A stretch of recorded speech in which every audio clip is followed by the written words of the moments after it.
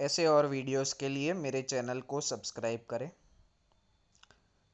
3, 2, 1 start.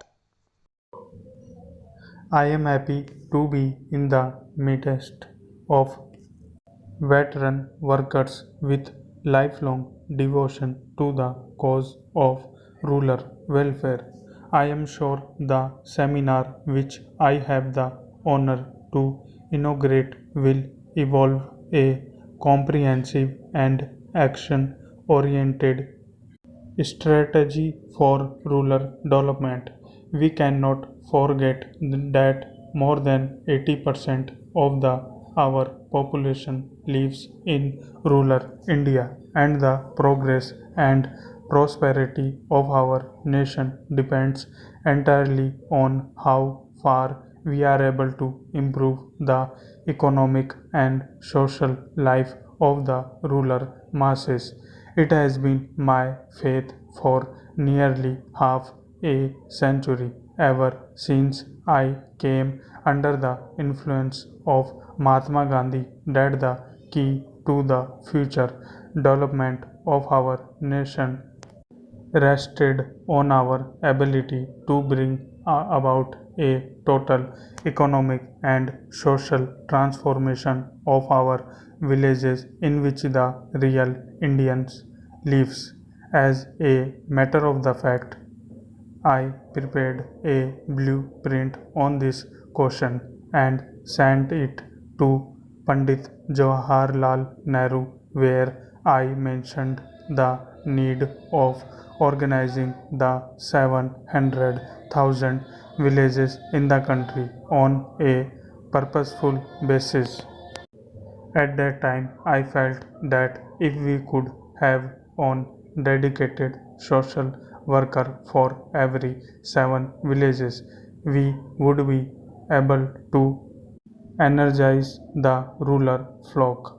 What was required and is even now required is to have dedicated workers who will completely identify themselves with the problems, hopes, and aspirations of the people.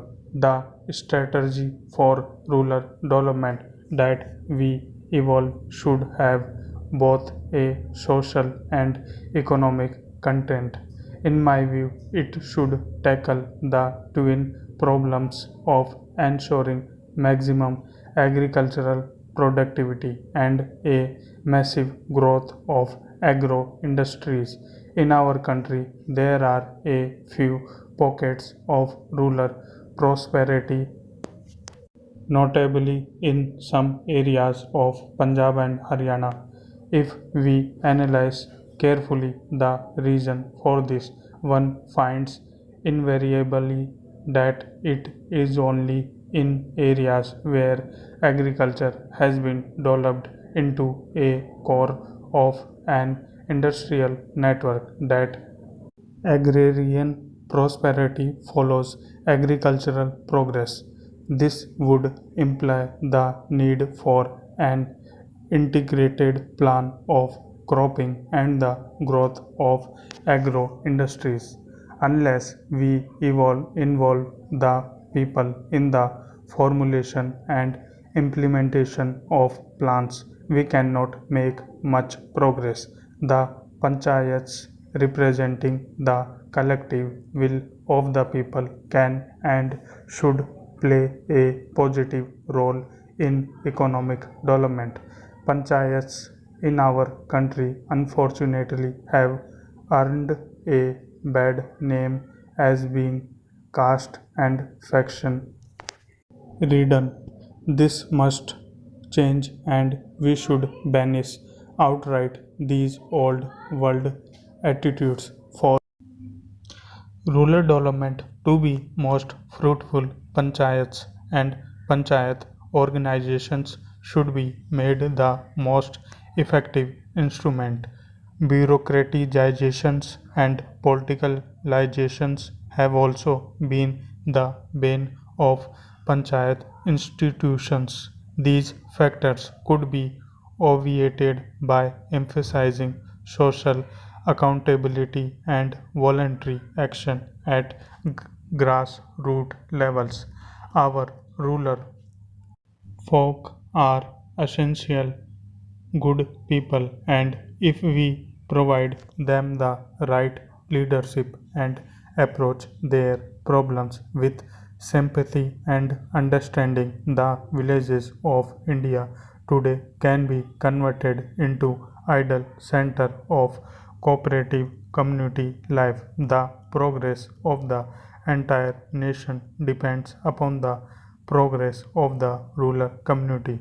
In my view, village reconstruction with self reliance and self sufficiency as the two principal goals to be achieved is the most effective way to meet the challenges of poverty and unemployment. It is only through utilization the available manpower resources in the best manner possible that we can achieve a breakthrough from the present stagnations. You are well aware of my emphasis on that setting of the landless through land colonizations schemes. While land may be allotted to individuals, it must be ensured that it is not transferred. In our anxiety to provide land to the landless, we are not embarking on programs by which we are trying to give pattas and rights to individuals. Giving of an acre or to an individual landless farmer, in my opinion, does not solve any problem, for he does not have the necessary wherewithal for the development of the land and putting it to productive purpose. Such uneconomic holdings usually go back to the money lenders or to the big farmers who try ultimately to deprive these poor persons of the land. Whenever we give land to the landless, it must be made clear that they should form into cooperatives so that they can jointly cultivate it and derive maximum benefits. There would be collective ownership, and therefore, for practical purpose, the entire project area will be managed as a part of the larger entity, and individual interest will be subject to the common will and progress. Where there is a collective endeavor, several aspects of modern scientific agriculture like proper pest control and water management becomes capable of effective adoption. The essence of my program is that all available land will be put to agricultural activity with a vast network of small scale industry growing around them. Women have also an important place in this scheme.